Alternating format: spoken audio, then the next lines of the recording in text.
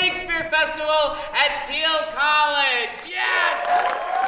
It is one of my favorite days in January because January is cold. And what January really needs is something to warm us in our hearts. And coming together to share in the work that you've been doing is just that. So, and we are blessed once again to have him in our presence. May I introduce Master Will Shakespeare, ladies and gentlemen.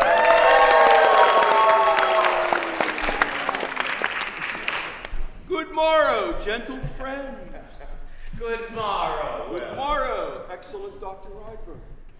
You will be seeing Will throughout the course of the day. He will be introducing all of the pieces and just making sure that when each piece is ready to go, that he will be getting you going. Wow, that was the most inarticulate thing I've said all day. Thank you for supporting me. Anything you would like to say to the gathered throngs before we get underway, Master Will? Speak the speech, I pray you, as I pronounced it to you, trippingly on the tongue. And you will have a good time. Fantastic. Welcome.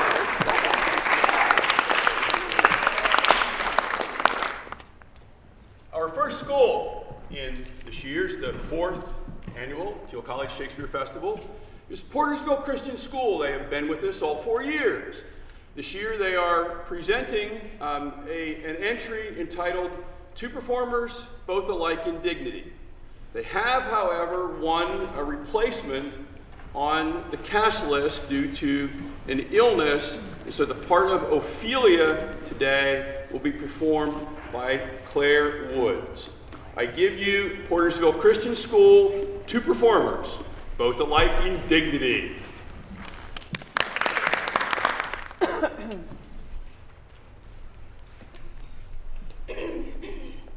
Do you hear, Forrester? Very well. What would you? I pray you, what is 2 o'clock? You should ask me what time of day. There is no clock in the forest. Then there's no true lover in the forest, else sighing every minute and groaning every hour would detect the lazy foot of time as well as a clock. And why not the swift foot of time, had that not been as proper? By no means, sir. Time travels at diverse paces with diverse persons. I'll tell you who time ambles withal, who time trots withal, who time gallops withal, and who he stands still withal. I prithee, who doth he trot withal? Marry, he trots hard with a young maiden between the contract of her marriage and the day it is solemnized. If the interim be but a sennight, time's pace is so hard that it seems the length of 7 years. Who ambles time withal? With a priest that lacks Latin, and a rich man that hath not the gout. For the one sleeps easily because he cannot study, and the other lives merrily because he feels no pain. The one lacking the burden of lean and wasteful learning, and the other knowing no burden of heavy, tedious penner. These time ambles withal. Who doth he gallop withal? With a thief to the gallows, for though he go as softly as foot can fall, he thinks himself too soon there. Who stays it still withal? With lawyers in the vacation, for they sleep between term and term, and then they perceive not how time moves. Where dwell you, pretty youth? Here, in the skirts of the forest, like fringe upon a petticoat. Are you native of this place? As the coney that you see dwell where she is kindled. Your accent is something finer than you could have purchased in so removed a dwelling. I've been told so of many, but indeed an old religious uncle of mine taught me to speak, who in his youth was an inland man, one who knew courtship too well, for there he fell in love.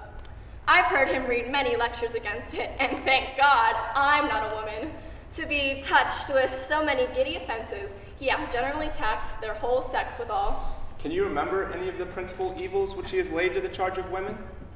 There were none principal. They were all like one another, as halfpence are. Every one fault seeming monstrous, till his fellow fault came to match it. I prithee, recount some of them. No, I will not cast away my physic, but on those that are sick. There is a man, haunts the forest, who abuses, are young plants with carving rose-aligned on their barks, hangs odes upon hawthorns and elegies on brambles, all forsooth deifying the name of Rosalind. If I could meet that fancy monger, I would give him some good counsel, for he seems to have the quotidian of love upon him. I am he that is so love-shaken. I pray you tell me your remedy. There are none of my uncle's marks upon you. He taught me how to know a man in love, in which cage of rushes I am sure you are not prisoner. What were his marks? A lean cheek, which you have not, a blue eye and sunken, which you have not, an unquestionable spirit, which you have not, a beard neglected, which you have not, but I pardon you for that, for your simply having a beard is a younger brother's revenue. Then your hose should be ungartered, your bonnet unbanded, your shirt unbuttoned, your shoe untied, and everything about you demonstrating but a careless desolation. But you are no such man. You are rather point device in your accoutrement, as loving yourself than seeming the lover of any other. Fair youth, I would I could make thee believe that I love. Me believe it. You may soon make her that you love believe it, which I warrant she's apter to do than confess that she does. That is one of the points in which women still seem to give the lie to their consciences. But, in good sooth, are you he that hangs the verses on the trees, wherein Rosalind is so admired? I swear to thee, by the white hand of Rosalind, I am he, that unfortunate he. But are you so much in love as your rhymes speak? Neither rhyme nor reason could express how much. Love is merely a madness, and I tell you, deserves as well as a dark house and a whip, as madmen do. And the reason they are not so punished and cured is that the lunacy is so ordinary that the whippers are in love too. Yet I profess curing it by counsel. Did you ever cure any so? Yes, one, and in this manner. He was to imagine me his love, his mistress, and I set him every day to woo me. At this time would I, being but a moonish youth, grieve, be effeminate, changeable, longing and liking, proud, fantastical, apish, shallow, inconstant, full of tears, full of smiles.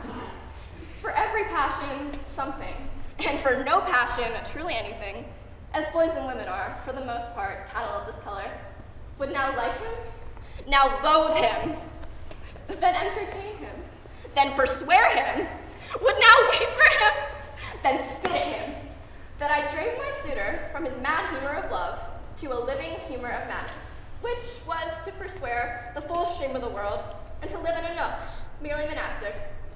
And thus I cured him, and this way will I take upon me to cleanse your liver as clean as the sound sheep's heart, that there shall not be one spot of love in it. I would not be cured, youth.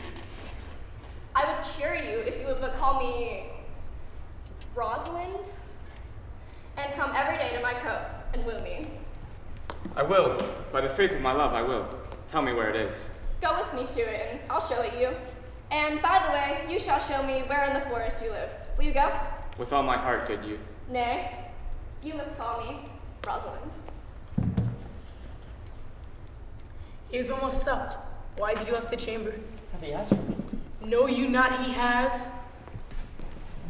We see no farther in this business. He hath honored me in late, and I have brought golden opinions from all sorts of people, which would be worn now in their newest gloss, not cast aside so soon. Was the hope drunk wherein you dressed yourself? And hath it slept since? And wakes it now to look so green and pale at what it did so freely? From this time such I count thy love. Art thou a fear to be the same in thine own act and valor as thou art in desire? Wouldst thou have that which thou esteemest the ornament of life, and of a coward in thine own esteem, letting I dare not wait upon I would, like the poor cat of the Doge? Prithee, peace. I dare do all that may become a man. Who dares do more is none. What beast was then that made you break this enterprise to me? When you durst do it, then you were a man, and to be more than what you were is to be so much more than man, nor time nor place to then adhere, and yet you would make both. They have made themselves, and their fitness now doesn't make you. I have given suck, and know how tender 'tis to love the babe that milks me. I would, while it was smiling in my face, have plucked my nipple from his boneless gums and dashed the brains out, had I so sworn as you have done this. If we should fail? We fail? We fail. But screw your courage to this sticking place, and we will not fail.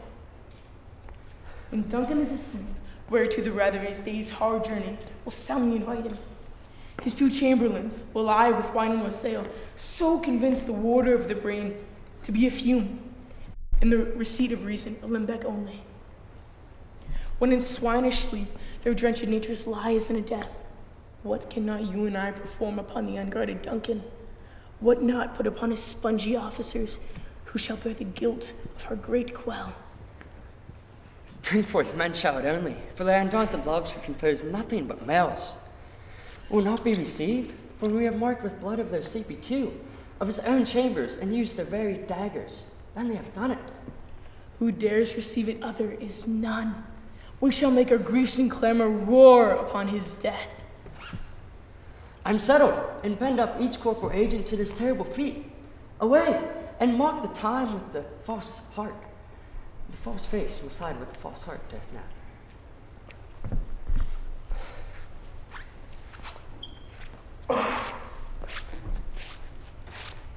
Give me some music. Come hither, boy.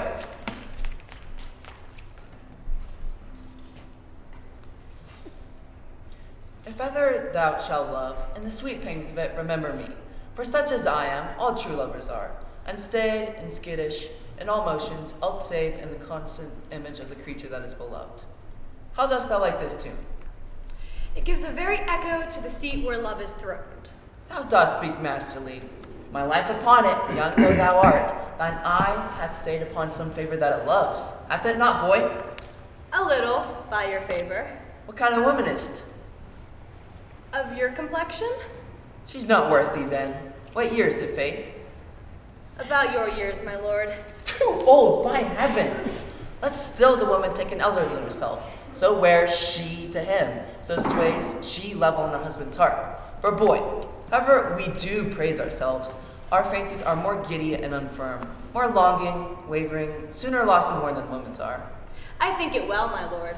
Then let thy love be younger than thyself, where thy affection cannot hold a bent.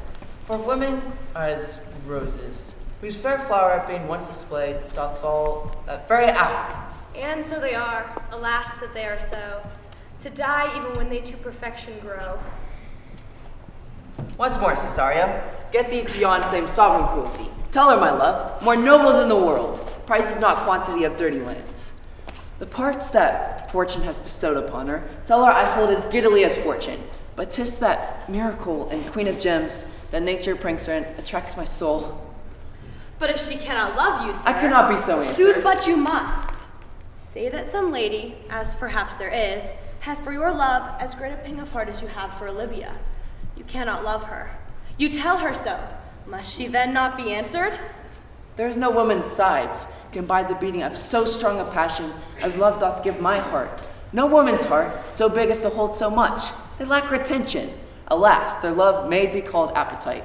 No motion of the liver, but of the palate, that suffers surfeit, cloyment, and revolt. But mine is all as hungry as the sea, can digest as much. Make no comparison between that love a woman can bear me and that I owe Olivia.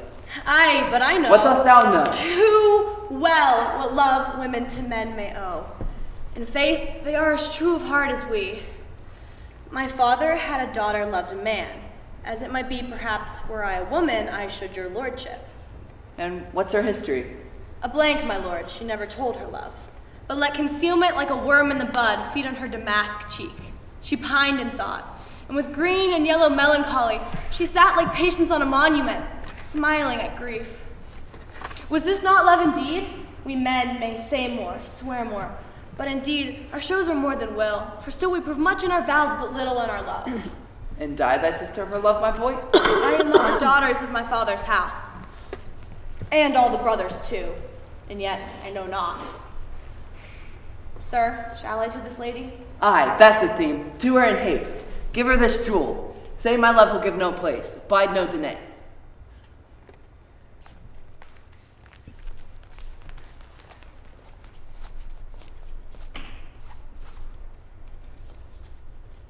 To be or not to be, that is the question.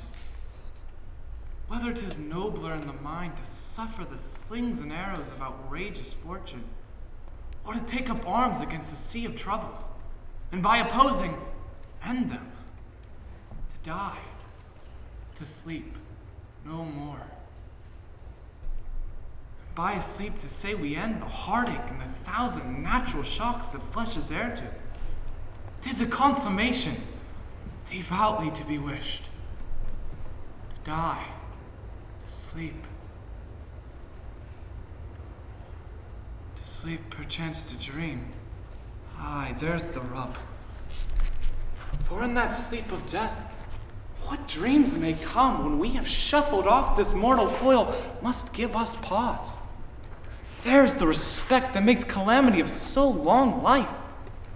For who would bear the whips and the scorns of time, the oppressor's wrong, the proud man's contumely, the pangs of despised love, the law's delay, the insolence of office, the spurns that patient merit of the unworthy takes, when he himself might his quietus make with a bare bodkin? Who would fardels bear?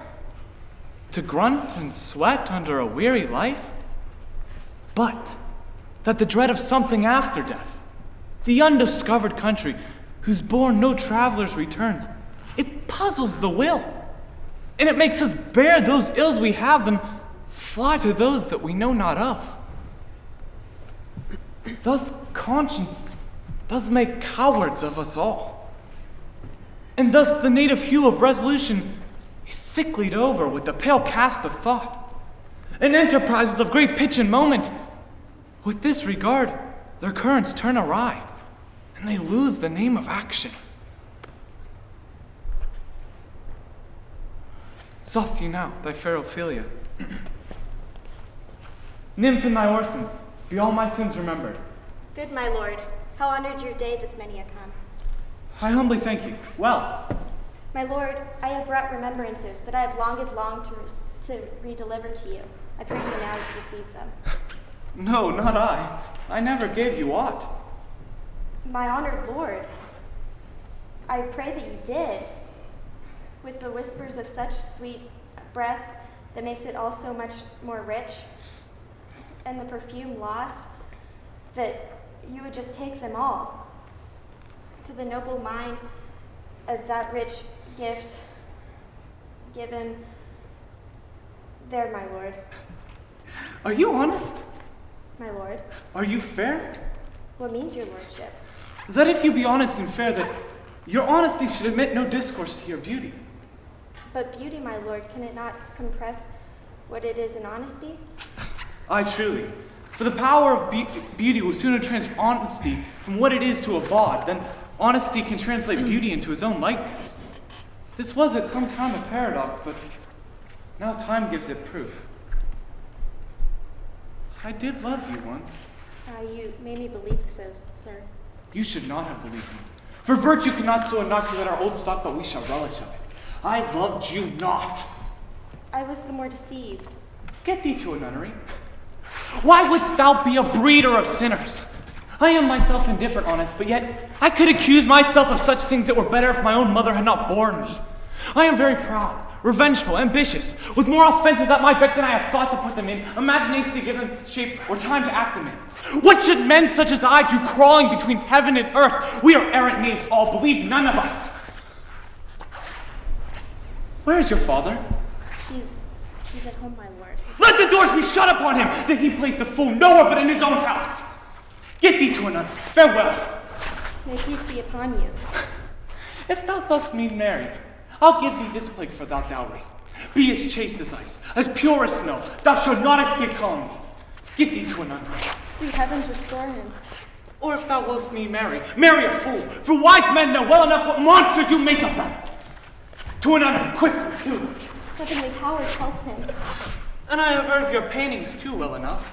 God hath given me one face, and you make another for yourselves. You jig and you amble, you lisp, you nickname God creatures and make your wantonness your ignorance. I'll have no more of it. It hath made me mad. I shall say there be no more marriages.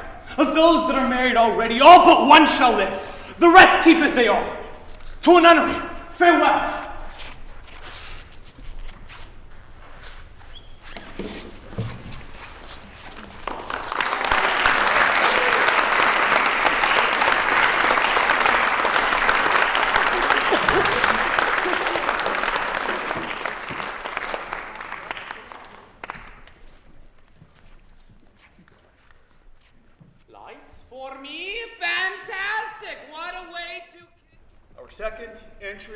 Here for their second year is Grove City High School, a school here in Mercer County, and they are presenting Vile Wenches, the story of mean girls. I give you Grove City.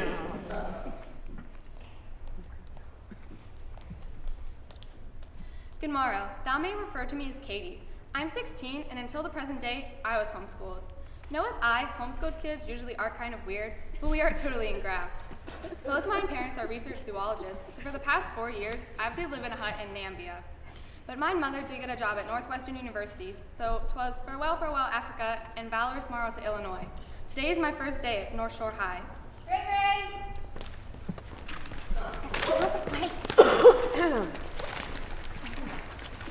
Hither, let us help ye up. Ooh, a new wench. Damien, Duns the mouse. Thou behold familiar. Do thou went to St. Anne's last year? No, wherefore? Thou behold like the wench yon did play Sandy in their production of Grease. Wasn't me. Thank God, the lady hath had pitch problems. Behold, 'tis Damien, almost too gay to function as he. Nice to meet thee. And I'm Janice. We are the coolest people thou will ever meeteth. Nice to meet thee both. Gaze out, new meat doth come. Hither we pass the lunch curriculum. Everyone hath a lodging. Thou hast nerds, drama kids, popular kids, and hither is our table. Who 'tis yon?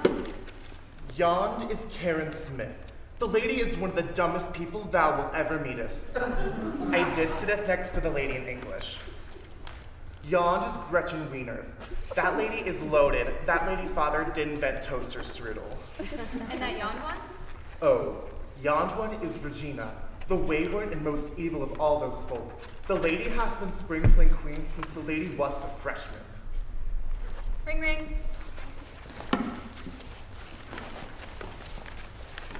Oh, have the pencil I could borrow. Ring, ring.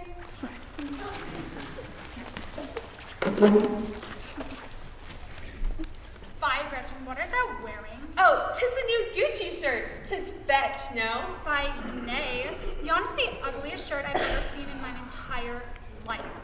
And cease trying to make it fetch befall.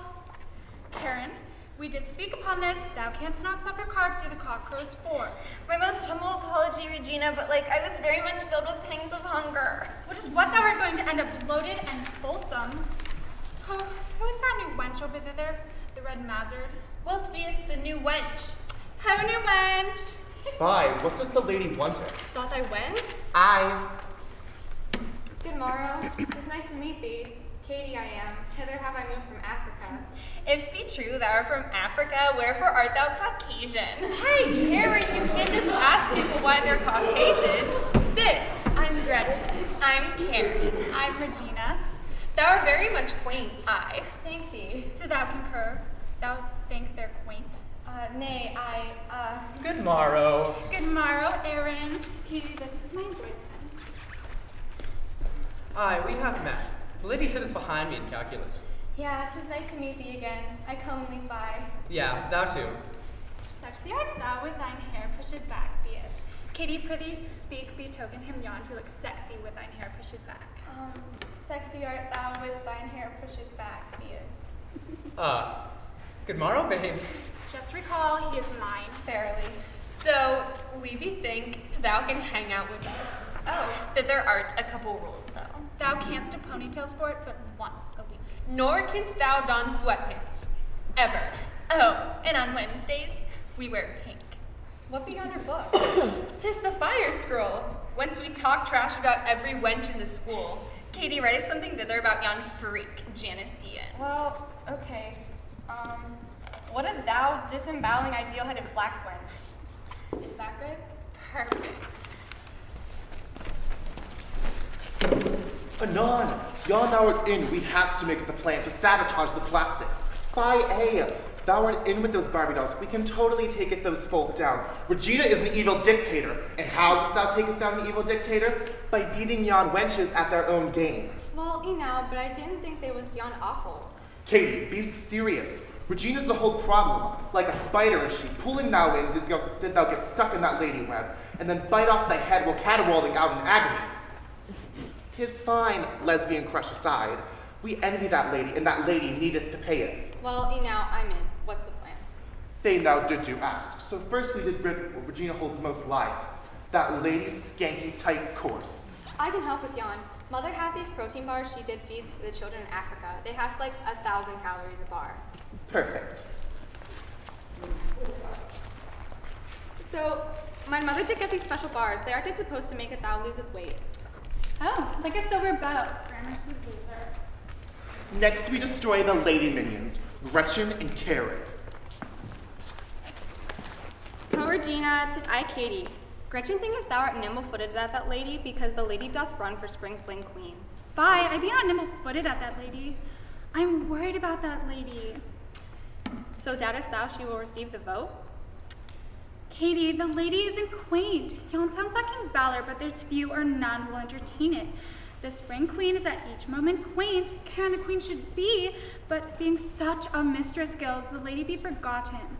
I retire to catch a wink. Farewell. Well, the lady isn't nimble-footed at thou. Hold on. Art thee welly now? Shh! Anon to Karen.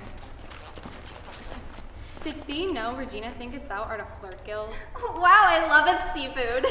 Nay, the lady thinkest thou art a flirt gill. Hello? Wanted to wind out? I can't. I'm ill. Boo, thou art a whore. Mission accomplished. Final grease. What now? Finally, we did rid that lady in Aaron's relationship. On the 3rd day of October, he did ask me what day it was. Hey, what day is it? 'Tis October 3rd. Thank thee. So, doth you want to happily went out to a film this weekend? Does Regina know what thou art asking me? Who cares what Regina thinkest be best? Well, so be it. Hello, losers. Oh, thou can't sit it with us. Yeah. Why? Thou worn sweatpants all week? 'Tis against one of our main rules. Well, sweatpants are all I can fit into. Jan's just too lacking valor. Aaron, come sitteth hither. Hey. Bye! Oh, Katie, remember my own art show with us tonight? Oh, Janice, I can't come in. What? Thou didst promise thou would nigh 2 months hence. We didst discuss it. Sorry, Janice, but I've got some serious plastic sabotage tonight. Toodles. Katie is very much starting to freak me out, right? The lady is starting to act in the likeness of the plastics as she. Aye, and worthy of esteem did we pursue her. At least we still hast each other. I'm gonna turn in the fire scroll to the principal, and on Katie I shall place censure. Katie Heron to the office. So, Principal Duval has found the fire scroll. I bethink Regina has shown it to that gent to receiveth revenge on me. She claimed 'twas me wrote all yon slurs. Mine own parents did find out, and I'm grounded.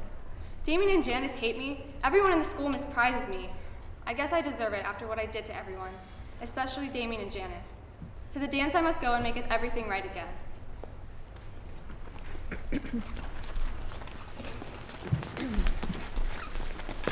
The 2004 Spring Fling Queen is Katie Heron. Oh my god.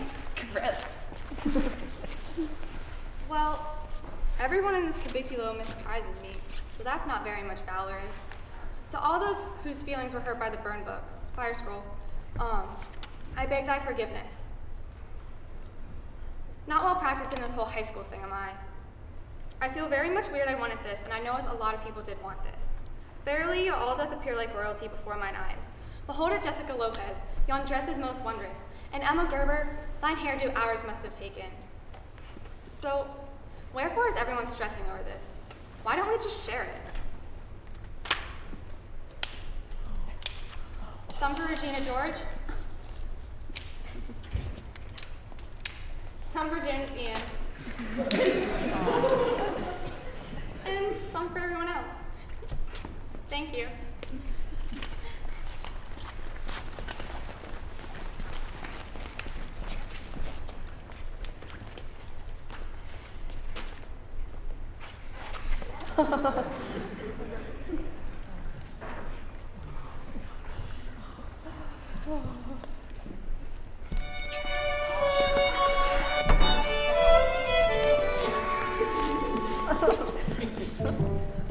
'Tis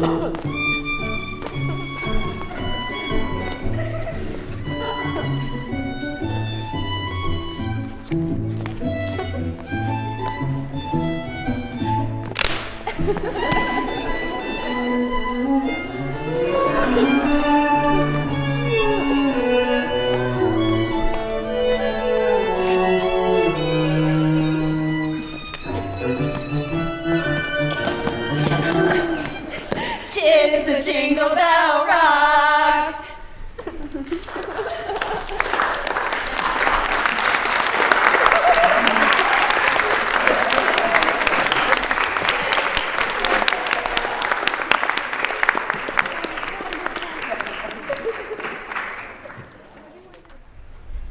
The third entry is from the Greenville Homeschool Association, here for the third time in our 4-year history.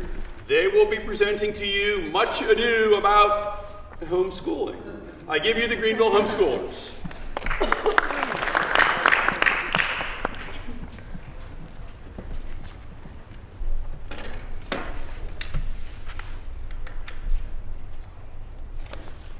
Ah, this is horrible. I have to go get that. Hero is such a good character. She's lovely, gentle, devoted, and honest. And Claudio, her lover, thinks that he's seen Hero with another man. But it wasn't really her. This is terrible.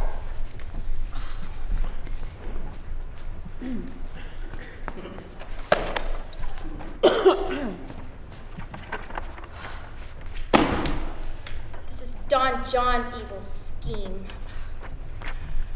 With the help of Horatio was easily bribed with money. Horatio is seen hugging Hero's serving woman, Margaret. And Claudio, her fiance, thought it was her. He has to be so stupid to think that Hero would do something like this to him. Or he's extremely nearsighted. Anyways, so immature. It reminds me of Romeo and Juliet. Act 3, Scene 3. This is supposed to have some comedy relief. Thank goodness. Dogberry, a chief police. He's middle class, but tries to speak like a nobleman.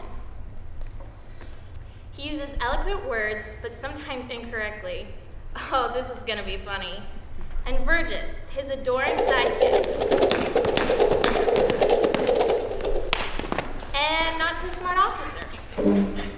Really? Are these two bumbling idiots gonna figure out this dark conspiracy?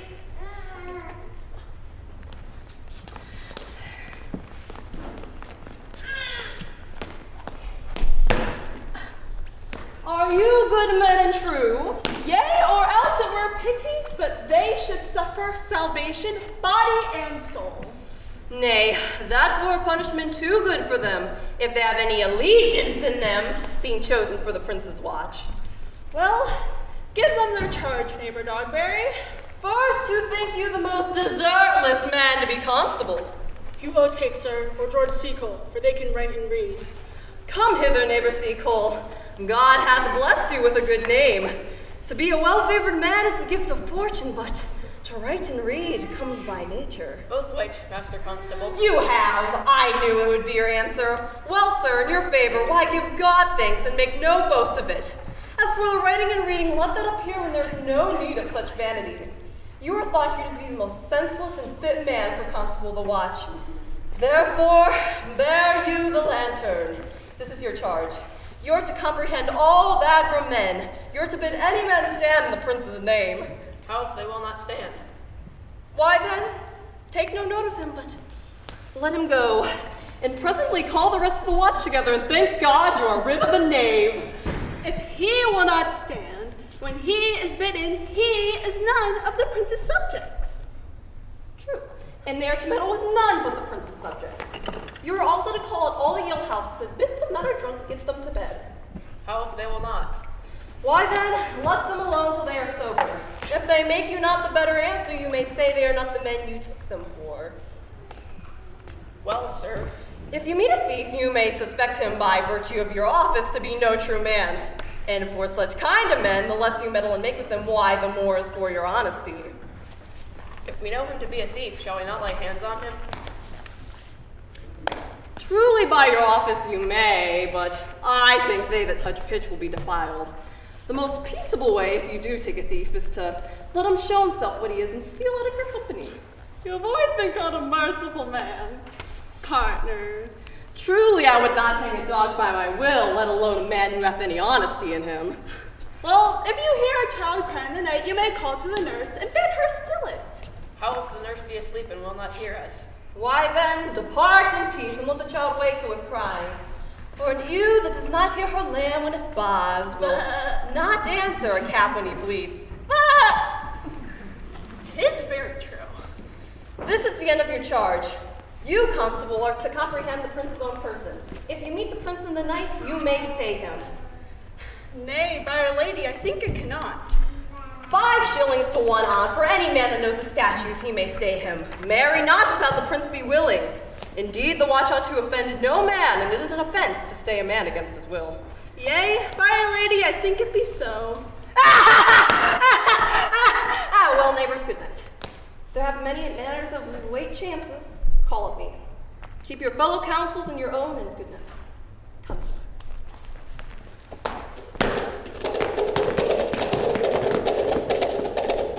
Well, masters, we hear our charge. Let us go sit here upon the church bench till 2, and then all to bed.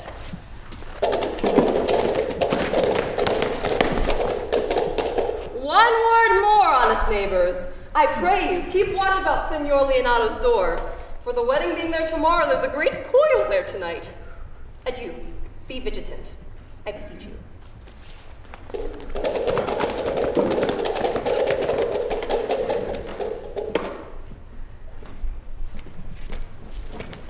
What, Conrad?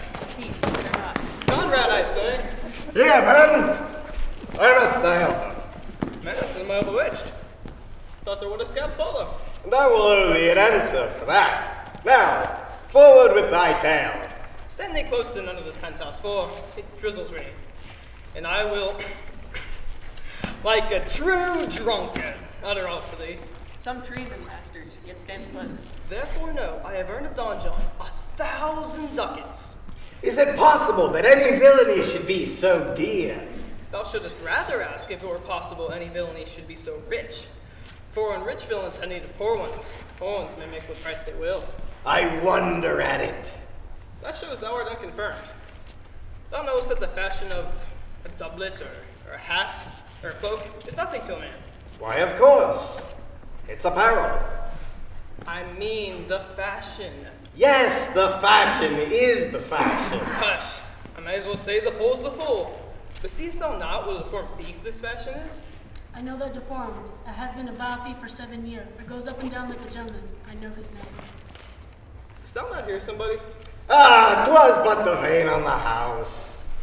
Seest thou not, I say, what a deformed thief this fashion is? How giddily it turns about of the hot bloods between 14 and 5 and 30. Sometimes fashioning them like Pharaoh soldiers in the Ricci painting. Sometimes like Godbell's priests in the old church window. And sometimes like the shaven Hercules in the Smurfs worm-eaten tapestry, where his codpiece seems as massy as his club. Yes, all this I see, and see that the fashion wears out more apparel than the man.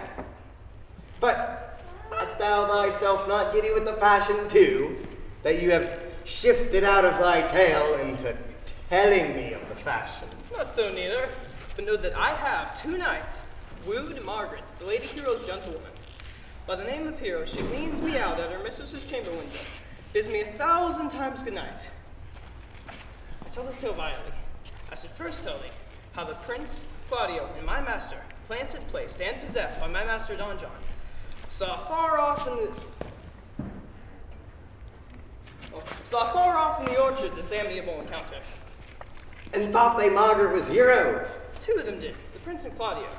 But the devil my master knew she was Margaret, and partly by his oaths, which first possessed them, partly by the dark night which deceived them, but chiefly by my villainy, which didn't confirm any slander that Don John had made.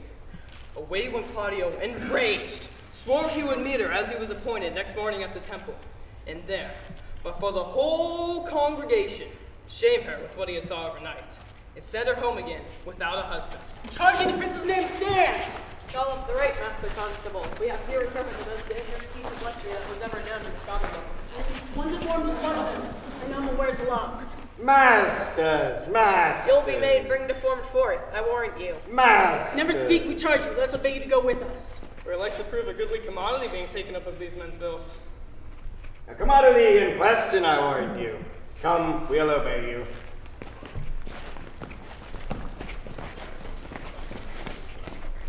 Yes, I hope this crew can get the truth out of Don John's men.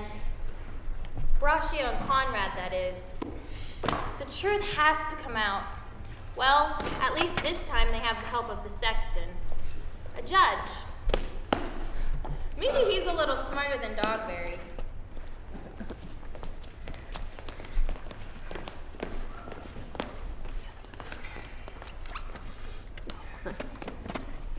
As our whole assembly appeared, a stool and a cushion for the sexton.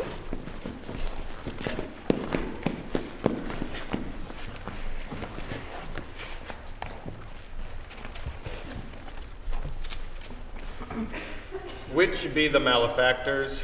Marry, that am I, and my partner. Nay, that is certain. We have exhibition to examine. But which are the offenders that are to be examined? Let them come before Master Constable. Yea, Mary, let them come before me.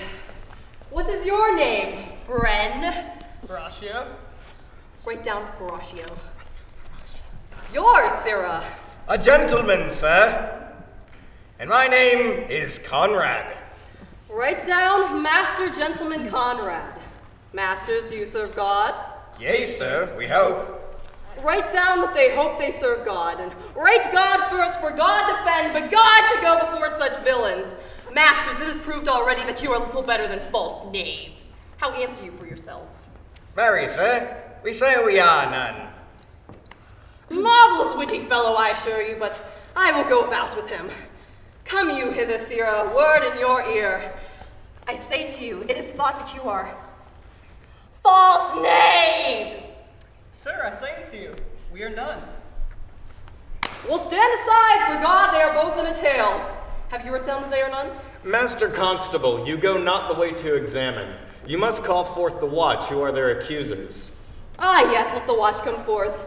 Masters, I pray you in the prince's name, accuse these men! First, this man said, sir, that Don John, the prince's brother, was a villain. Write down Prince John a villain. Why, that is flat perjury to accuse the prince's brother villain! Master Constable. I pray thee, fellow peace, I do not like thy look, I promise thee. What heard you say him else? Mary, that he had received 1,000 ducats off of Don John for accusing the lady hero wrongfully. Flat burglary as ever was committed! Yea, by the mass that it is! What else, fellow? And Count Claudius swore to disgrace here before this assembly, and not marry her. Oh, villain! Thou wilt be condemned into everlasting redemption for this! What else? This is all. And this is more, masters, than you can deny. Prince John was in this morning secretly stolen away. Hero was in this manner accused, in this very manner refused, and upon the grief of this suddenly died. Master Constable, let these men be bound and brought to Leonato's. I'll go before and show them to their examination.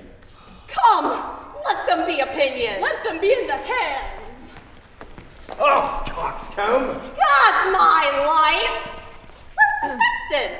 Let him write down the prince's officer coxcomb. Take him away, thou naughty varlet! Away! You are an ass! You are an ass!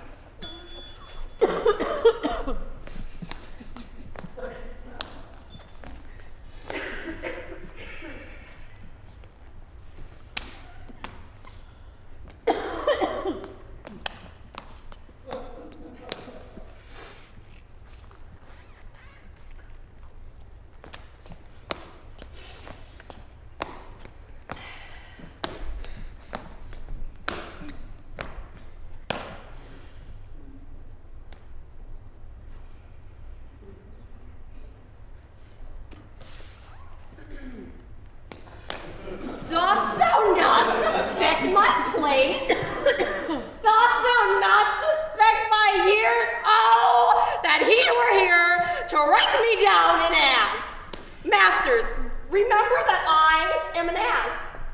Though it be not written down, forget not that I am an ass. Know thou, villain, thou art full of piety, which shall be proved upon thee by good witness. I am a wise fellow, and which is more, an officer, and which is more, a householder, and which is more, a prettier piece of flesh as any in Messina, and one that knows the law go to, and a rich fellow enough go to, and one that hath had losses, and one that has 2 gowns, and everything handsome about him.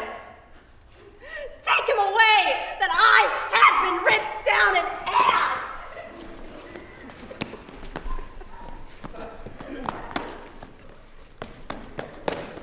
Ha! Justice! Sweetie! Yes, the theater concert finished! Yes!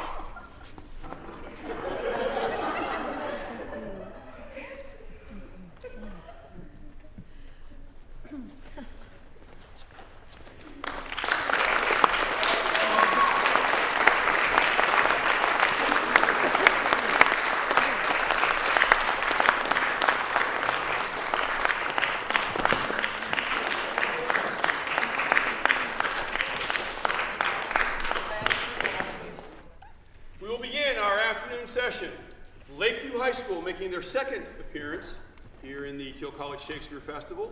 Their presentation today is entitled, "'Tis an heretic that makes the fire, not she that burns in it." I give you Lakeview High School.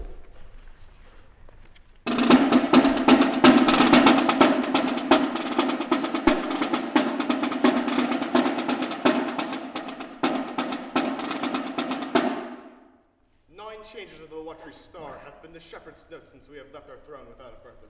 Time long again shall be filled up, my brother, with our thanks. And yet we should, for perpetuity, go hence in debt. Oh, stay your thanks a while and pay them when you part. But sir, that's tomorrow. Besides, I've stayed to tire your royalty. We are tougher, brother, than you can put us to it. 1 7 night longer. Press me not, beseech you so. For there are no lips that move. None in thy world, so soon as yours can win me. And hereby my fares do even drag me homeward, which should hinder were a whip to me, my stay, and to your charge and trouble.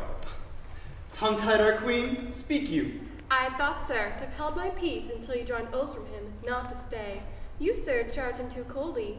Tell him all well Bohemia, this satisfaction, the bygone day proclaims. Well said, Hermione. Tell him he longed to see his son were strong, but let him say so, and let him go. You'll stay? No, madam. But you will? I may not verily. Verily, you put me off with limber vows, but I should yet say, sir, no going, you shall not go. A lady's verily is as potent as a lord. Should you go, and force me to keep you as my prisoner, not my guest? So when you shall depart, you shall save your thanks. How say you, my prisoner or my guest? Your guest then, madam. For to be your prisoner should import offending, which is less easy for me to commit than you to punish. Not your jailer then, but your kind hostess. Come, tell me of my lord's tricks and yours when you were boys. Your pretty lord and son? We were, fair queen, but 2 lads who thought there was no day tomorrow as today, but and it would be boy eternal. We were as twin lambs that did frisk in thy son, and bleat the one at the other. My most sacred lady, temptations have since come upon us. For in those unfledged days was my wife a girl, and you had not yet passed the eyes of my unfledged self. Grace to boot, of this make no conclusion. At least you say your queen and I are devils. Is he won yet? He'll stay. At my request he would not. Hermione, my dearest, thou hast never spoken to better purpose. What you said that wasn't said before. Why, that was when the 3 crab months had soured themselves to death. Ere I could make thee open thy white hand, clasp thyself to my love, then didst thou utter, I am yours forever. I have spoken to thy purpose twice, but forever earned a royal husband for some while a friend. Too hot to mingle friendship far as mingling bloods. I have tremor cordis on me. My heart dances, but not for joy, not joy. This entertainment may a free face put on, derive from liberty a hardiness, and well become the agent, it may I grant. but to be paddling palms and pinching fingers as they now are, and to be making practice smiles as in a looking glass, and then to sigh as 'twere the mort of the deer.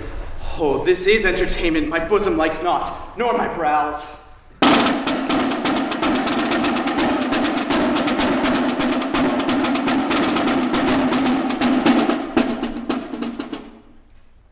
What means Cecilia?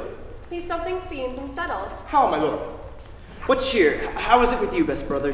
You held a brow of much distraction. Are you moved, my lord? Looking on the lines of my boy's face, methinks I did recoil myself 23 years and see myself unbreeched in my green velvet coat, my dagger muzzled, lest it should bite its master and so prove too dangerous. Are you so fond of your young lad as we do seem to be of ours? If at home, sir, he's all my exercise, my mirth, my madness. Now my sworn friend, then mine enemy. So stands this young squire officed with me. Hermione, how thou lovest us. Show in our brothers welcome. Let what is dear in Sicily be cheap. Next to thyself and our young rover, he is a parent to my heart. Shall we attend you there? We shall be in thy garden.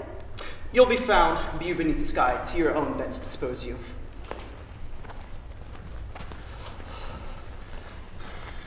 I am angling now, though you perceive not how I give line. Go to!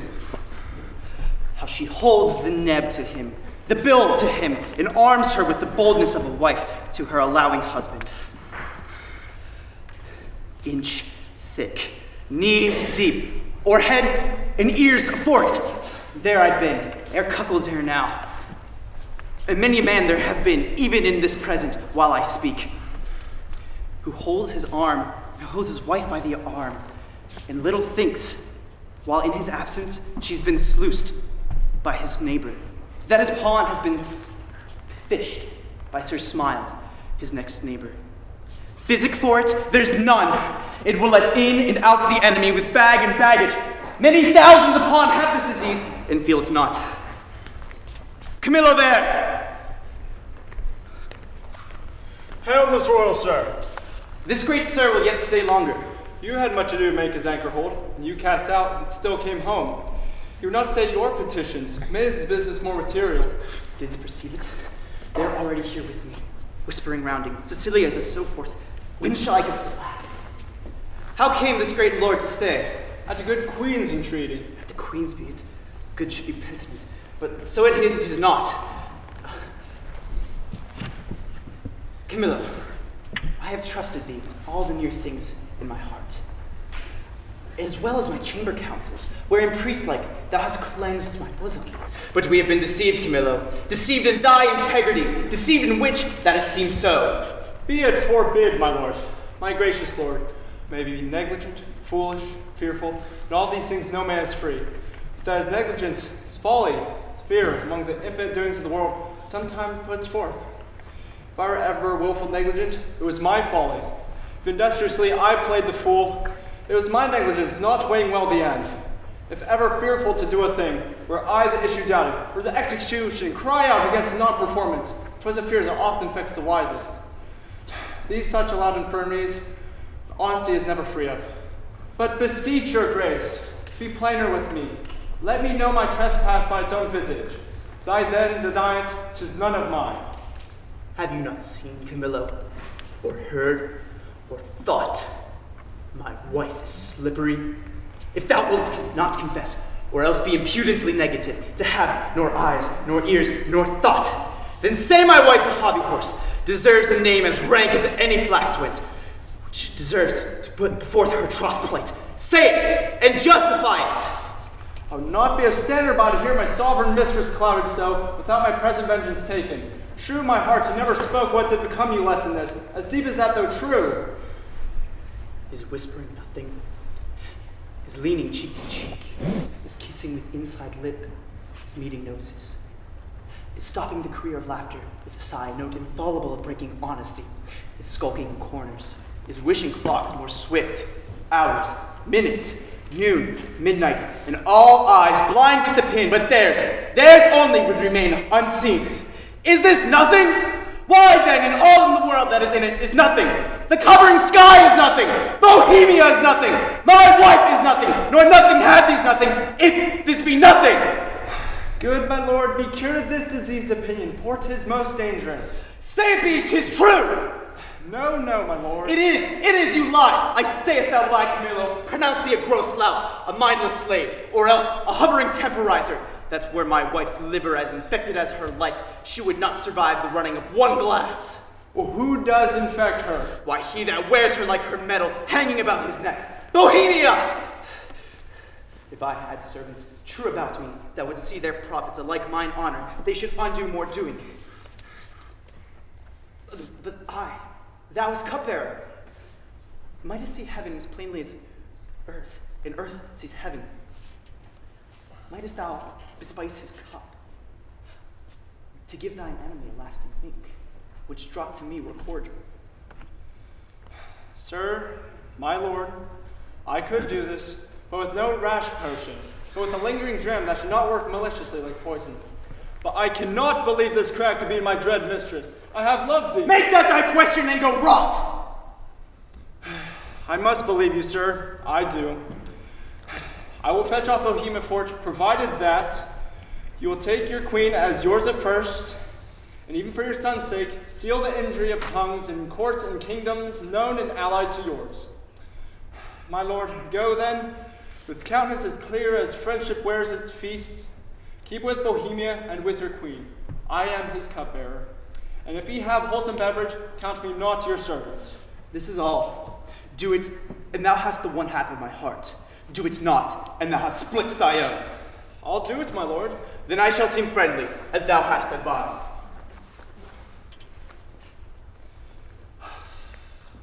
Miserable lady, what case then I am? I must be the poisoner of good Polixenes. The ground to do it is obedience to a master, which in his rebellion he have, which his is so too. To do this deed promotion follows. Nay, I must forsake the court.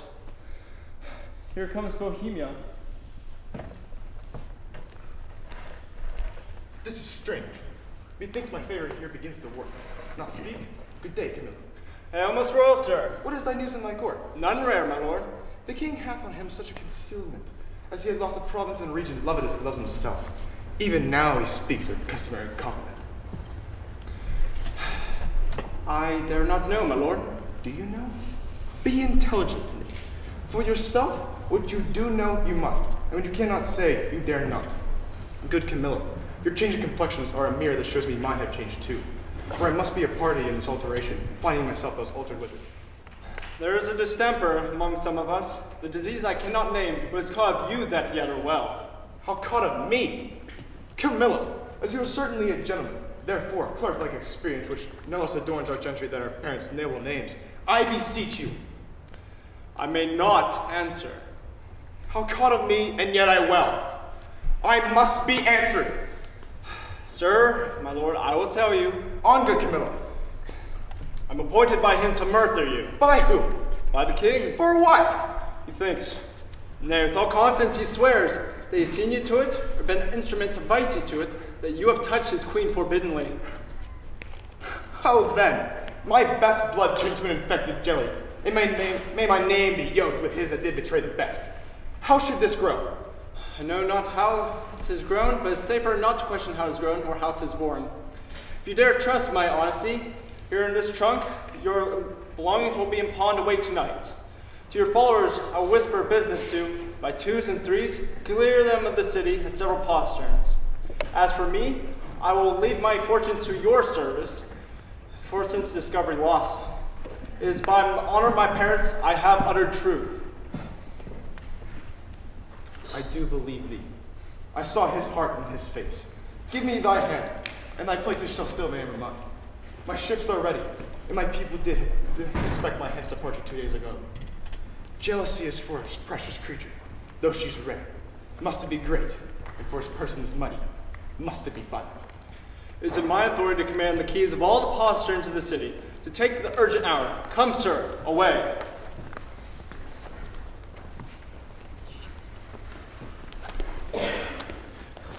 I have drunk and seen the spider. Camilla wasn't his help in this. It's pander. There is a plot against my life, my crown. All's true that is mistrusted. That false villain, whom I employed, was pre-employed by him. And I remained a pinched thing. Yea, a very trick for them to play with at will. How came the postern so easily opened? By Camilla's command, sir. What is this, sport? Let her sport herself. It is Polixenes has made thee swell thus. But I'd say thee had not, and I would believe that you would believe my saying, however you learned to thy nay word. Good, my lords, look upon me. When you have said she is goodly, the justice of your hearts will thereto add upon, 'tis she's not honest, honorable. When you have said she is goodly, come ere between, you can say she's honest, but be it known, she's an adulteress! Should a villain say so, even the most replenished villain in the world? Good my lord, you must not say so. You have mistook my lady, Polixenes, for Leontes. O thou thing which I will not call a creature of thy place, lest barbarism, making me the precedent, should like a language used to all degrees and mannerly distinguishment, leave out betwixt the prince and the beggar.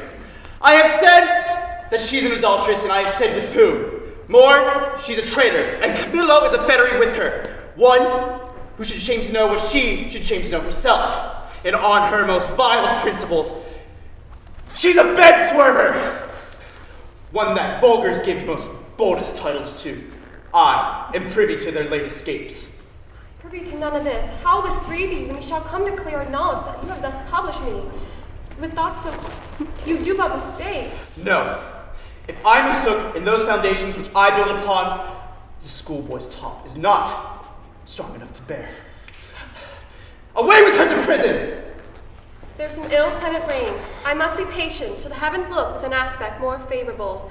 Good my lords, I am not prone to weeping as my sex commonly are. The one to which vain drew perchance shall dry your pities. That honorable grief lodged here, which burns worse than tears drawn. Beseech you all, my lords, with thoughts so qualified as your charity shall know, measure me, and the king shall be performed. Shall I be heard? Who is it that goes with me? For you see, my women may boo with me, for you see my plight requires it so. Do not weep, good fools. There is no cause. When you shall know your mistress has deserved prison, then abound in all tears. Come, my women, we have leave. I have dispatched in post to sacred Delphos, Cleomenes and Dion, who from the oracle, its sacred counsel will either spur me or stop me.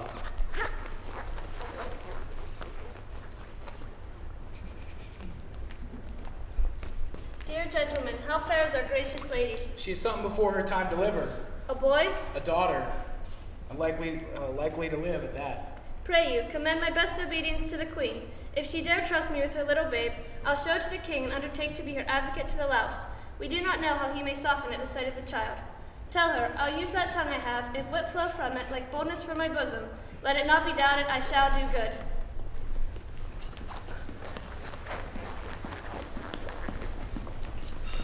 You must not enter. Not so hot, good sir. I come to bring him sleep. Ho! What noise there? No noise, my lord, but needful conference. Away with that, audacious lady! Antigonus, I charge thee that she should not come about me. I knew she would. I told her so, my lord, on your despair and on mine. What? Canst not rule her? For modest honesty he can, and this, unless he take the course which you have done, commit me for committing honor. Trust it, he shall not rule me. La, you now, you hear, you see, when she takes the rein, I let her run. Good, my liege, I come and I beseech you hear me, who professes myself your loyal servant, your physician, your most obedient counselor. Yet that there is less appear so in comforting your evils, than such as most seem yours. I say I come from your good queen. Good queen. Good queen, my lord, good queen, and would by combat make her good. So were I a man, the worst about you. Force her hence! Let him that makes betrays of his eyes first hand me. On my own accord I'll off. But first I'll do the errand. The good queen, for she is good, hath brought you forth a daughter. Here 'tis commends it to your blessing. Out! Hence with it out the door! A most intelligence and bawd. Not so. Traitors! Will you not push her out? Take up the bastard! Thou dotard, thou woman tired, unroosted by thy dame partlet here. Take it up! Give it to thy crone! Forever unvulnerable be thy hands, if thou takes up the princess from that forced baseness which you have put upon it. He dreads his wife. So I would you did, then 'twere past all doubt, you call your children yours. a collet of boundless tongue, who hath late beat her husband, and now baits me. This brat is none of mine. It is the issue of Polixenes. Together with the damned, commit them to the fire. It is yours, and might we lay the old proverb to your charge, so like him, 'tis the worst. Behold, my lords, although the print be little, the whole matter in copy of the father, eye, nose, lip, the trick of his frowns, his forehead, nay, the valley, the pretty dimples of his chin and cheeks, his smiles, the very mold and frame of hand, nail, finger, and thou, good goddess nature, which has made it so like him that got it, if thou hast the ordering of the mind too, amongst all colors, no yellow int, lest she suspect as he did, her children not her husband's. A gross hag! Thou art worthy to be hanged, that will not stay her tongue. Hang all the husbands that can't do that feat. You'll hardly leave yourself one subject. Once more force her hence!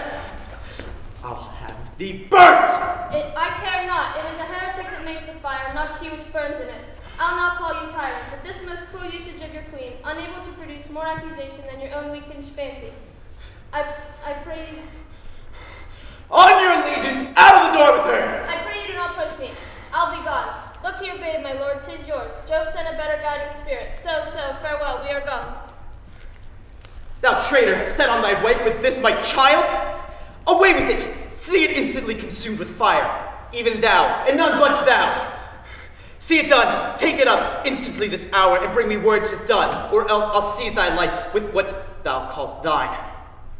Or else, and wilt thou encounter my wrath? With these, my proper hands, the bastard's brain shall I dash out. To the fire go, for thou setst on thy wife. My noble lords can clear me in it. We can.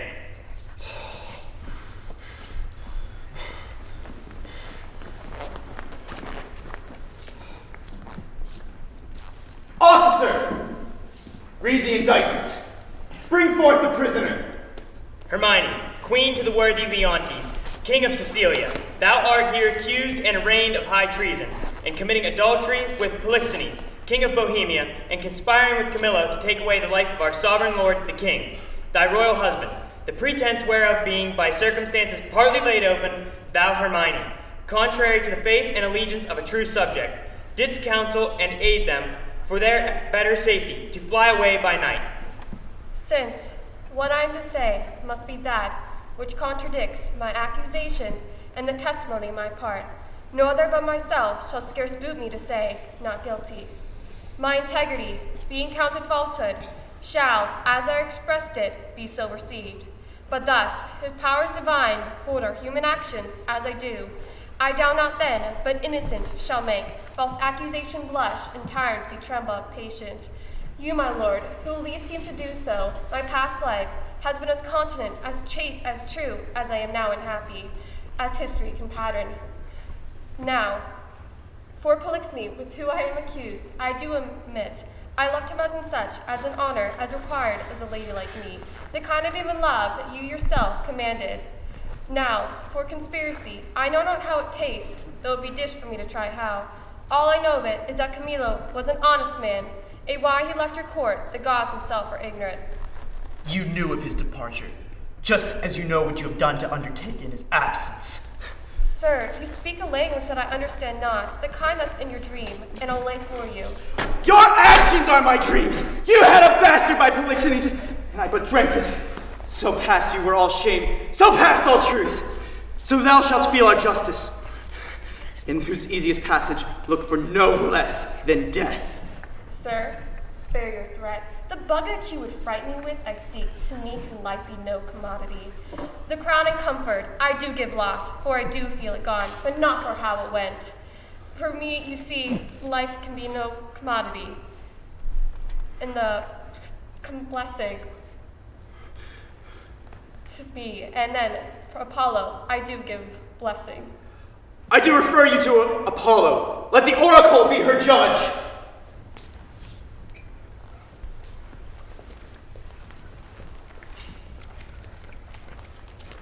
Hermione is chaste, Polixenes blameless, Camillo a true subject, Leontes a jealous tyrant, his innocent babe truly begotten, and the king shall live without an heir, if that which is lost be not found. Hast thou read truth? No. Now blessed be the great Apollo.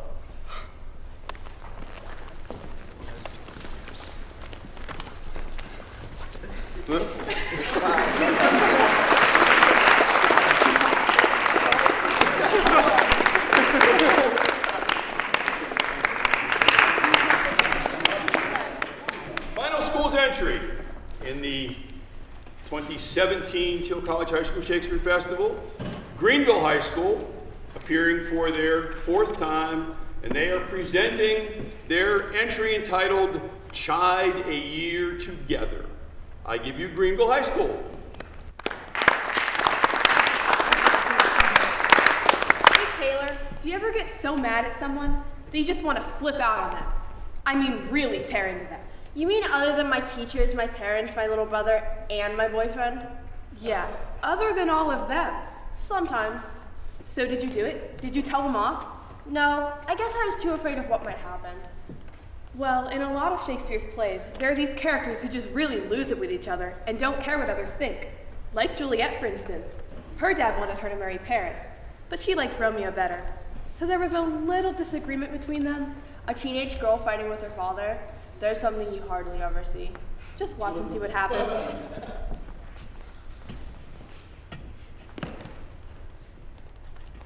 Marry, my child, early next Thursday morn, the gallant young and noble gentleman, the County Paris at St. Peter's Church, shall happily make thee there a joyful bride. Now, by St. Peter's Church and Peter too, he shall not make me there a joyful bride.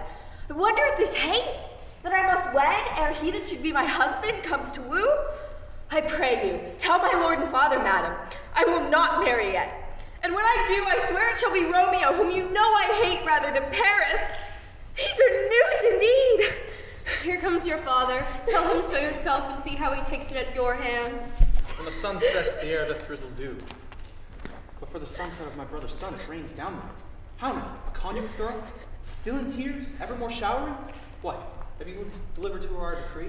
Aye, sir, but she will none. She gives you thanks. I would the fool were married to her grave.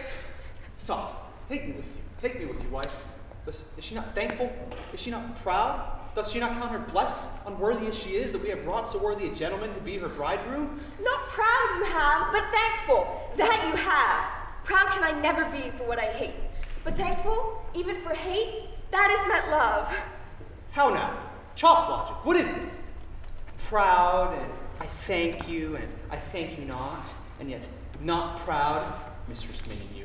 Thank me no thankings, no proud me no prouds, but fiddle thy fine joints this Thursday next, to go with Paris to St. Peter's Church, or I will drive thee on a hurdle thither. Out, you Greeks of this carrion, you baggage, you tallow-face! Fie, what are you, mad? Good father, I beseech you, on my knees, hear me with patience, but to speak a word. Hang me, baggage, disobedient wretch, I tell thee what, get thee to St. Peter's Church on Thursday morning, or ne'er after look me in the face. Speak not, reply not, do not answer me. Ah, my fingers itch. Wife, we had scarce thought us blessed that God had lent us this only child. But now I see this one is too many, and we have a curse in having her. Out on her, Hilda!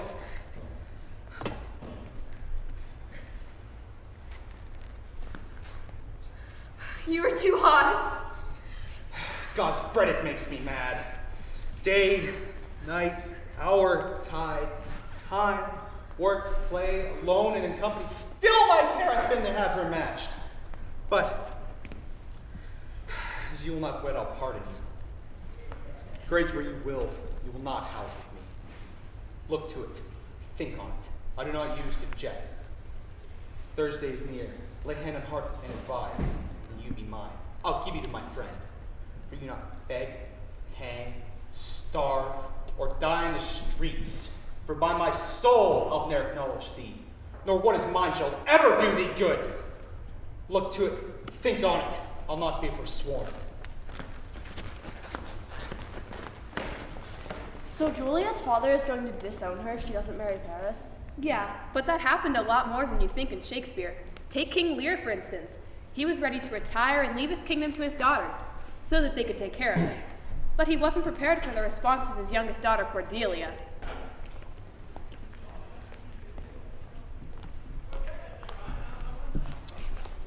Tell me, my daughters, since we would divest us both of rule, interests of territory, cares of state, which of you shall we say doth love us most, that we our largest bounty may extend where nature doth with merit challenge? Goneril, our eldest born, speak first. Sir, I love you more than words can wield the matter, dearer than eyesight, space, and liberty, beyond all which can be valued, rich or rare, beyond so much I love you. And what shall Cordelia do? Love and be silent. What says our second daughter, our dearest Regan, wife to Cornwall, speak? Sir, I am made of the same self-made metal that my sister is, and prize me at her worth. In my true heart, I find she names my very deed of love. Only, she comes too short, that I profess myself an enemy to all the joys, which the most precious square of sense possesses. I find I'm alone who felicitate in your dear highness's love. Then poor Cordelia, and yet not so, since I am sure my love's more richer than my tongue. Now, our joy, although the last, not least, what can you say to draw a third more opulent than your sisters? Speak. Nothing, my lord. Nothing? Nothing. Nothing will come of nothing. Speak again. Unhappy that I am, I cannot heave my heart into my mouth. I love your majesty according to my bond. No more, no less. How, Cordelia, mend your speech a little, lest it mar your fortunes. Good, my lord, you have begot me, bred me, loved me. I return those duties back as a right fit, obey you, love you, and most honor you. Why have my sisters husbands if they say they love you all? Happily, when I shall wed, the lord who must take my plight shall carry half my love with him, half my care and duties. Sure, I shall never marry like my sisters, to love my father all. But goes thy heart with this? Aye, good my lord. So young and so untender? So young, my lord, and true. Let it be so, thy truth, and be thy dower. For by the sacred radiance the sun hates and avoid my sight. So be my grave my peace, as I give her father's heart from her. Now, ourselves, by monthly course, with reservation of 100 nights, by you to be sustained, shall our abode make with you by due turns. And we would retain the name and all additions to a king. But fare thee well, king. Sit thus thou wilt appear. Freedom lives hence, and banishment is near. The gods to their dear shelter take thee, maid, that most justly thinkest, as most rightly said. In your large speeches may your deeds approve, the good effects may spring from words of love. Bid farewell to your sisters. The jewels of our father. With washed eyes, Cordelia leaves you. I know you what you are, and like a sister, am most loath to call your faults as they are named. Well may you prosper. Prescribe us not our duties.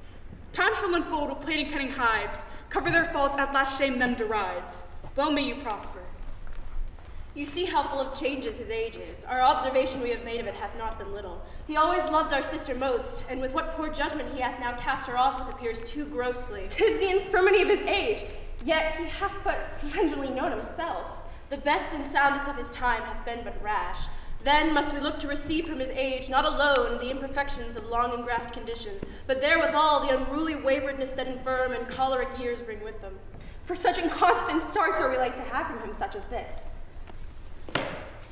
Wow, that old guy was really tough on Cordelia. Yeah, but it'll come back to haunt him. Anything else to show me? How about finding out your man had someone else? It happened to Cordelia and put her over the edge.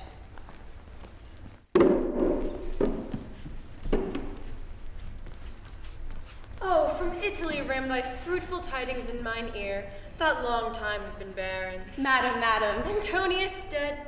If thou say so, villain, thou kill'st thy mistress. But if thou so yield him, there is gold, and here my bluest veins to kiss, a hand that kings have lipped and trembled kissing. First, madam, he is well. Why, there's more gold. But, sirrah, Mark, we used to say the dead are well. Bring it to that the gold I give thee I will melt and pour down thy ill-uttering throat. Madam, hear me.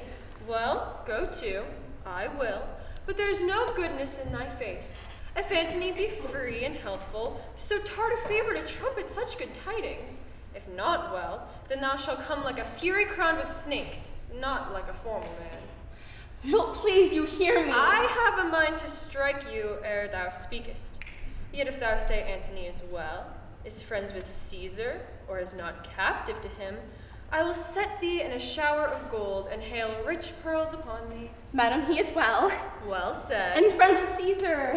Thou art an honest woman. Caesar and he are greater friends than ever. Make thee a fortune for me. But yet, madam, I do not like but yet. It does allay the good precedence. Prithee, friend, pour out the pack of matter to mine ear, the good and bad together. He's friends with Caesar, in the state of health thou sayest, and thou sayest free. Free, madam! No, I make no such report.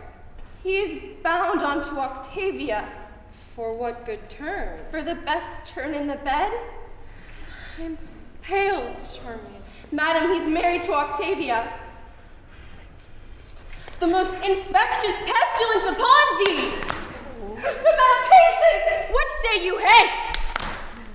Thou shalt be whipped with wire and stewed in brine, smarting and lingering pickle. Gracious madam, I that do bring the match I that bring the news make not the match. Say 'tis not so. A province I will give to thee and make thy fortunes proud. He's married, madam. Rogue, thou hast lived too long. Nay, then, old one, what say you, madam? I've made no fault. Good madam, keep yourself within yourself. The woman is innocent. Some innocents escape not the thunderbolt.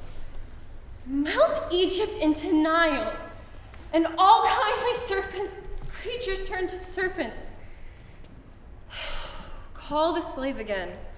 Though I am mad, I will not bite her. Call. She isn't feared to come. I will not hurt her. Come hither.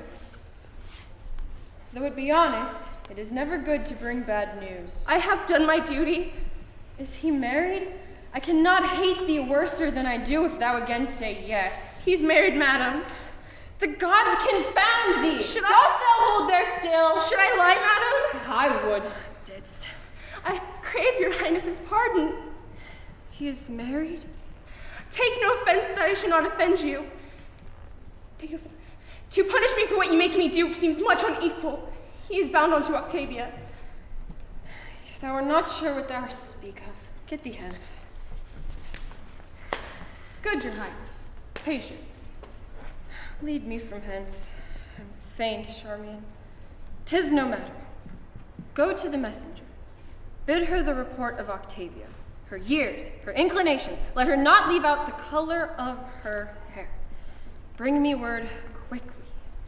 Pity me, Charmian, but do not speak to me. Lead me to my chamber. That's how I feel when my boyfriend starts looking around. Well, Shakespearean women could dish it out. Take Lady Macbeth, for example. She got tough on her husband when she thought he was going to back out on killing the king. Imagine wimping out on a deal like that. Show me what happened.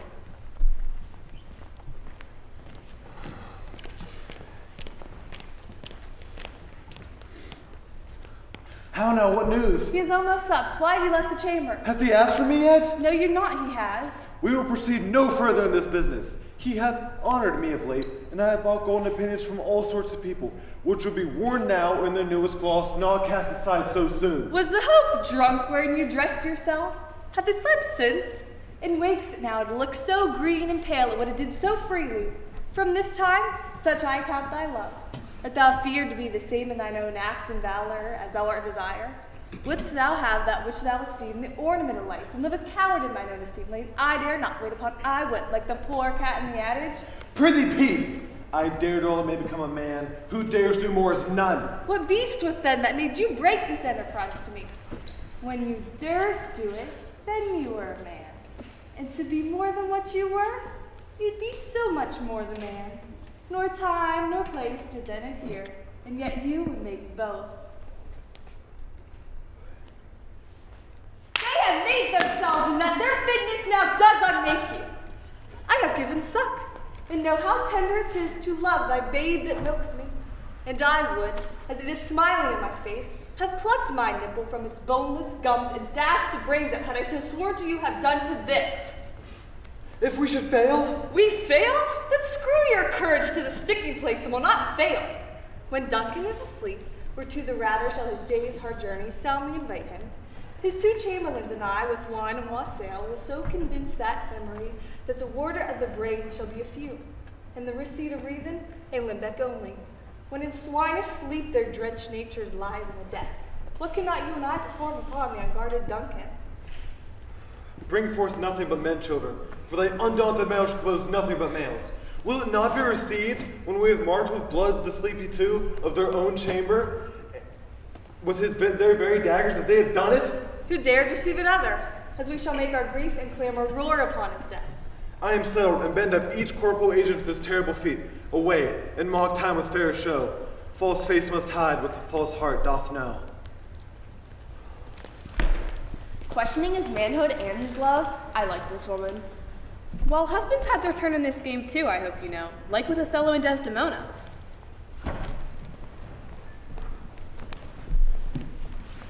Come now, your promise. What promise, Chuck? I have sent bid to Cassio come speak with you. I have assault, and a sorry room offends me. Lend me thy handkerchief. Here, my lord. That which I gave you. I have it not about me. Not? No, indeed, my lord. That is a fault. That handkerchief did an Egyptian to my mother give. She was a charmer and could almost read the thoughts of people. She told her, while she kept it, 'twould make her amiable and subdue my father entirely to her love. But if she lost it or made gift of it, my father's eye should hold her loathed, and its spirit should hunt after new fancies. She, dying, gave it to me, and bid me that when fate have me wife, I give it to her. I did so, and take heed on it.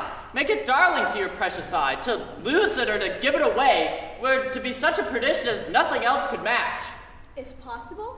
'Tis true, there's magic in the web of it. A Sibyl that had numbered in the world was sun to course 200 compasses, and her prophetic fury sewed the work. Indeed, it's true. Most veritable, therefore, look to it well. Then would to God I had never seen it. Ha! Wherefore? Why do you speak so startlingly and rash? Is it lost? Is it gone? Speak, is it out of the way? It is not lost, but when and if it were. How? I say it is not lost. Then fetch it, let me see it. Why, so I can, sir, but I will not now. This is a trick to put me from my suit. Pray you, let Cassio be received again. Fetch me the handkerchief, my mind misgives. Come, you never meet a more sufficient man. The handkerchief. Pray you, talk me of Cassio. The handkerchief! A man that all his time had founded his good fortunes on your love, shared dangers with the handkerchief! In sooth, you are to blame. Away! Is not this man jealous? I never saw this before. Sure, there's some wonder in this handkerchief. I am most unhappy at the loss of it. Save you, worthy general! With all my heart, sir. The dukes and senators of Venice greet you. I kiss the instrument of their pleasures. And what's the news, good cousin Lodovico? Glad to see you, senor. Welcome to Cyprus. I thank you. How does Lieutenant Cassio? Live, sir.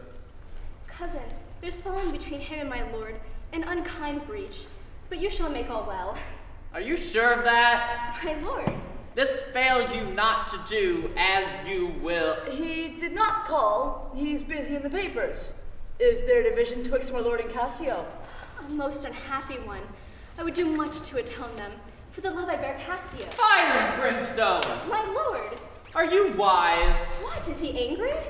Maybe the letter moved him, for as I think they do command him home, deputing Cassio in his government. Trust me, I am glad on it. Indeed. My lord. I'm glad to see you mad. My sweet Othello. Devil! I have not deserved this. My lord, this would not be believed in Venice, though I should swear I saw it, 'tis very much. Make her amends, she weeps. Oh, devil, devil! The earth could teem with the woman's tears. Each drop she falls would prove a crocodile. Out of my sight! I will not stay to offend you. Truly an obedient lady. I do bespeak your lordship. Call her back. Mistress! My lord, what is your pleasure?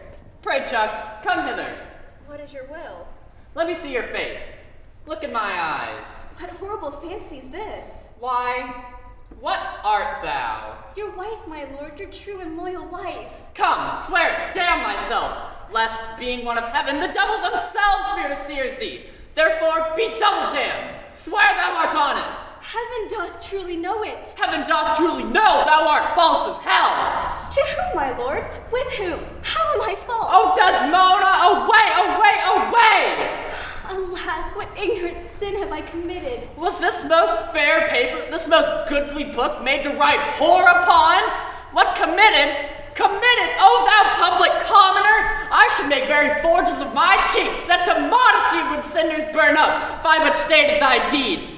What committed, imputed strumpet? By heaven, you do me wrong. Are you not a strumpet?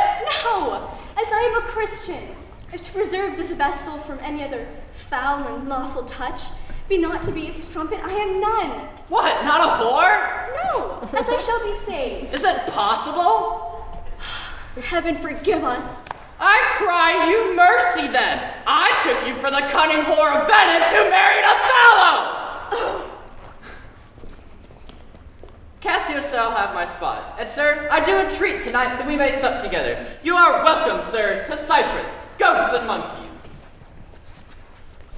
Is this the noble Moor, whom our full senate call all in all sufficient? Whom passion could not shake? Whose solid virtue the shot of accident, nor dart of chance could neither graze nor pierce? He is much changed. Are his wits safe? Is he not light of brain? He's that he is. I may not breathe my censure. What he might be, I would to heaven he were. What, strike his wife? Faith, it was not so well. Yet I would knew that stroke would prove the worst. Well, that's about it. When you watch Shakespeare, sometimes you get to see people do what you would like to do. Yeah, but I don't think I would do any of that. Why not? I wouldn't want to end up like the people we just saw. Didn't they all die by the end of their play? You do have a point there.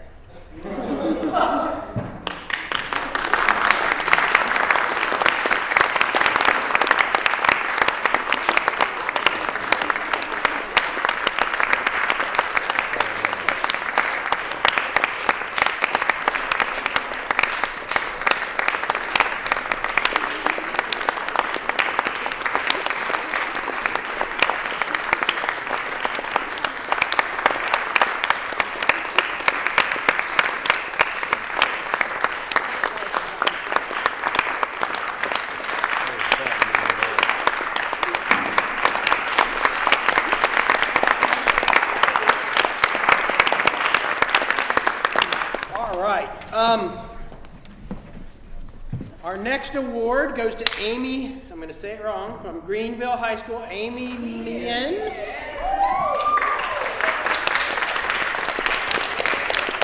And Amy is receiving the Make Him Great Award for really whipping the king-to-be into shape. Congratulations. Okay, a small amount of explanation here for, in case you weren't aware, on movies, the person who ends up, or people who end up doing the special effects, sound effects, in the background, are called Foley artists. So this is appropriate for our two winners of the next award from Greenville Homeschool. That would be Claire Reddick and Alexandria Hall, if you can come up.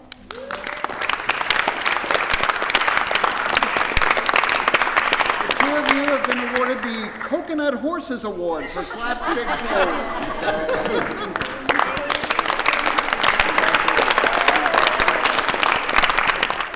So Greenville, pretty violent, right? But there was one person that was a little more violent than others, and she did it in a skirt that went to the floor. So Annabelle Morrill, we are giving you the Shit Kicker Award.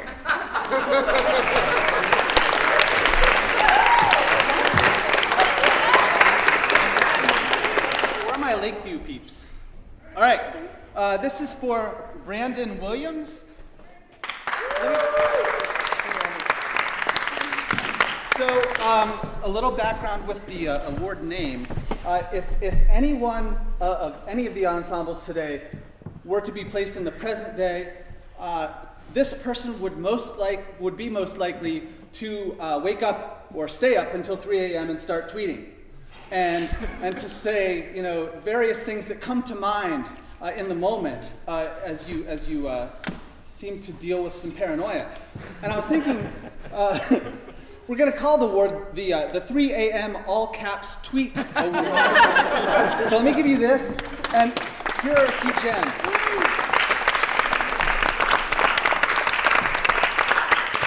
If you don't remember, Brandon said things like, "My wife is slippery." So, my wife is slippery. New Leontes, hashtag no ring, hashtag third trimester adulteress, hashtag wet wife. Another one would be, she is a hobby horse, hashtag new Leontes, hashtag no ring, hashtag unhappy rider. My wife is nothing, hashtag Nuliantes. Hashtag no ring. Hashtag dead to me. Finally, he who wears her like my medal, Bohemia. Hashtag Nuliantes. Hashtag no ring. Hashtag no bro, no love.